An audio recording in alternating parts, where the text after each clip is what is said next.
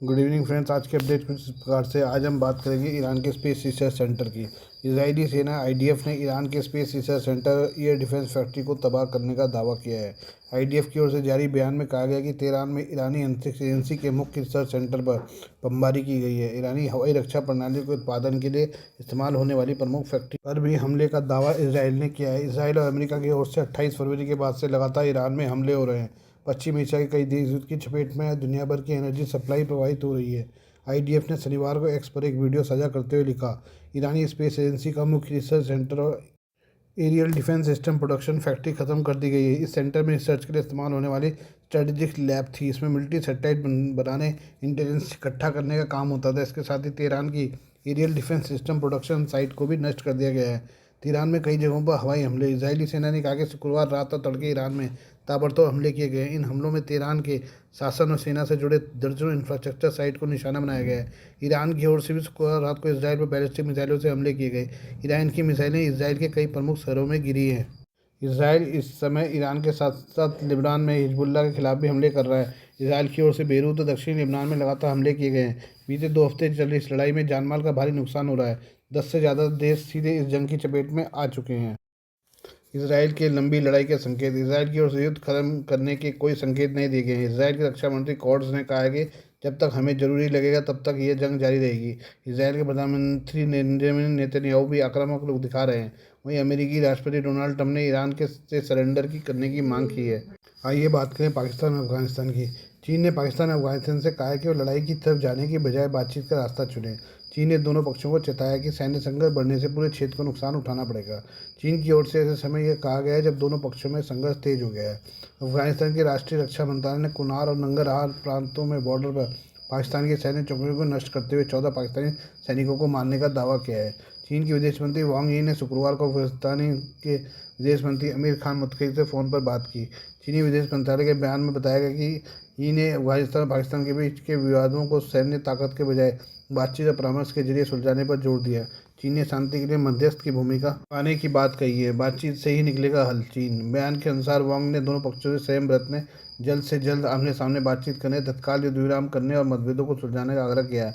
वांग यी ने कहा कि बल का और अधिक इस्तेमाल करने से स्थिति बहुत ज़्यादा जटिल हो जाएगी और इस क्षेत्र में तनाव बढ़ेगा। चीन का यह बयान तब आया जब पाकिस्तान की ने अफगानिस्तान में कथित आतंकी कैंपों और उनसे जुड़े बुनियादी ढांचे को निशाना बनाने का दावा किया है। इसके बाद अफगानिस्तान के बलों ने भी बॉर्डर पर पाक फौज और उसकी चौकियों को तबाह किया है। इससे दोनों पक्षों में तनाव बढ़ गया है। चीन की पाकिस्तान अफगानिस्तान में कोशिश। पाकिस्तान और अफगानिस्तान के बीच बीते साल अक्टूबर से सैन्य झड़पें और तनाव देखने को मिल रहा है। चीन ने लगातार सैन्य संघर्ष रोकने और तनाव कम करने का बयान दिए हैं। बीते हफ्ते चीनी राष्ट्रपति शी जिनपिंग के विशेष दूत यू शियाओयांग ने काबुल में अफगानिस्तान के विदेश मंत्री से मुलाकात भी की थी। हालिया दिनों में ये सामने आया कि चीनी अधिकारी काबुल और इस्लामाबाद दोनों से संपर्क में हैं। काबुल ने हाल ही में कहा था कि बीजिंग दोनों पक्षों के बीच तनाव कम करने में मदद के लिए एक्टिव रूप से काम कर रहा है। बीजिंग ने दोनों पड़ोसियों से साफ तौर पर कहा कि विवाद डिप्लोमेटिक तरीके से सुलझाया जाना चाहिए। पाकिस्तान अफगानिस्तान तनाव। पाकिस्तान अफगानिस्तान के रिश्ते बीते साल से ही खराब स्थिति में हैं, लेकिन हालिया दिनों में चीज़ें और ज़्यादा खराब हो गई है। खासतौर से बीते 2 हफ्तों में बॉर्डर पर दोनों ओर से भीषण गोलाबारी हुई है। पाकिस्तानी एयरफोर्स ने अफगानिस्तान के अंदर हवाई हमले भी किए हैं। इससे दोनों देशों के बीच युद्ध जैसी स्थिति पैदा हो गई है। ईरान में युद्ध और स्ट्रेट ऑफ हॉर्मुज का रास्ता बंद होने से कच्चे तेल की कीमतें तेजी से बढ़ी हैं। इससे दुनिया के बड़े हिस्से में ऊर्जा संकट पैदा हो गया है। भारत को भी अपनी ऊर्जा जरूरतों को पूरा करने में मुश्किल का सामना करना पड़ रहा है। खाड़ी देशों से सप्लाई में रुकावट के बाद भारत ने कच्चे तेल के लिए रूस का रुख किया है। हालांकि रूस इस बार पुरानी दोस्ती का लिहाज करता नहीं दिखा है। रूस पूर्व में भारत को तेल पर भारी छूट देता रहा है, लेकिन संकट की घड़ी में वह जमकर वसूली कर रहा है। एक्सपर्ट ने इसे अमेरिका के प्रतिबंध कम करने से रूसी तेल की बढ़ी हुई मांग से जोड़ा है।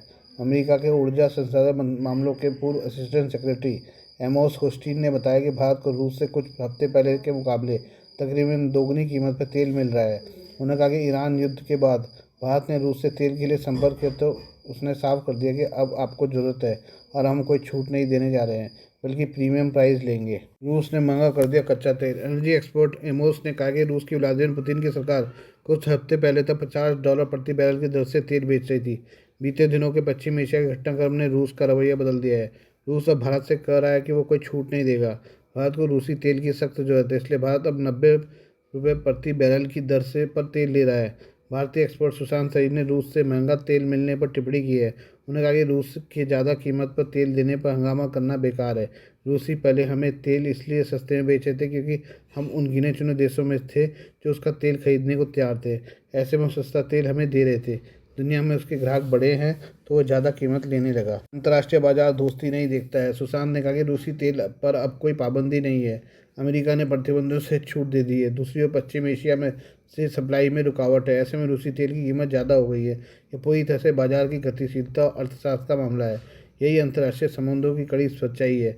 इसमें ज़्यादा गुना भाग करने की जरूरत नहीं है।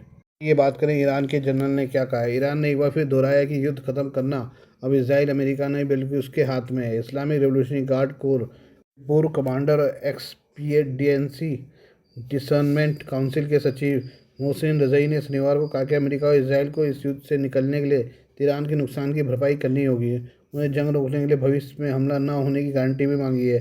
ईरान की शर्तें मानना डोनाल्ड ट्रंप के लिए आसान नहीं होगा क्योंकि वह तेहरान को झुकने की धमकी देते रहे हैं। क्लैश रिपोर्ट के अनुसार मोहसिन रजई ने अमेरिका और इसराइल से लड़ाई को लेकर हुए एक सवाल के जवाब में कहा कि युद्ध का अंत हमारे हाथों में है।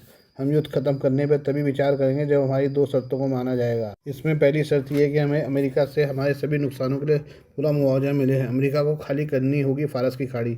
रजई ने युद्ध रोकने की दूसरी शर्त ईरान पर हमले न होने की गारंटी को बनाया है। उन्होंने कहा कि हमें भविष्य में हमले न होने की 100% की गारंटी मिलनी चाहिए। ये फारस की खाड़ी से अमेरिका की वापसी के बिना संभव नहीं है। ऐसे में हमारी युद्ध रोकने की दूसरी शर्त फारसी खाड़ी पर्शियन गल्फ से अमेरिकी सेना की वापसी है। रजई का यह बयान ऐसे समय आया जब ईरान और इसराइल का युद्ध तीसरे हफ्ते में प्रवेश कर गया है। 28 फरवरी से चल रही इस युद्ध में दोनों ओर से जानमाल का काफ़ी ज़्यादा नुकसान हुआ है। खास तौर से ईरान में अमेरिका और इसराइल के हवाई हमलों से बहुत ज़्यादा नुकसान हुआ है। ईरान में 1300 से ज़्यादा लोगों की जान चली गई है। क्या लंबा खिंचेगा ईरान में युद्ध। ईरान में चल रहे युद्ध से दुनिया का बड़ा हिस्सा किसी न किसी से प्रभावित हो रहा है। गल्फ के 10 से ज़्यादा देश ईरान के हमलों का सामना कर रहे हैं। वहीं हर्मुज स्ट्रेट बंद होने से दुनिया भर में तेल और गैस की सप्लाई प्रभावित हो रही है। तेल गैस की सप्लाई में रुकावट का भारत में भी हालिया दिनों में देखा गया है। दुनिया के बड़े हिस्से के प्रभावित होने के बावजूद ईरान और इसराइल अमेरिका की ओर से जंग खत्म होने के संकेत नहीं दिए जा रहे हैं। अमेरिका की मांग है कि ईरान बिना शर्त सरेंडर कर दे। दूसरी ओर ईरान ने कहा है कि अमेरिका और इसराइल को झुकना होगा। ऐसे में इस लड़ाई के लंबी खींचने का अंदेशा गहराता जा रहा है। Please do like share and subscribe this channel of my news, views and analysis by Prakash.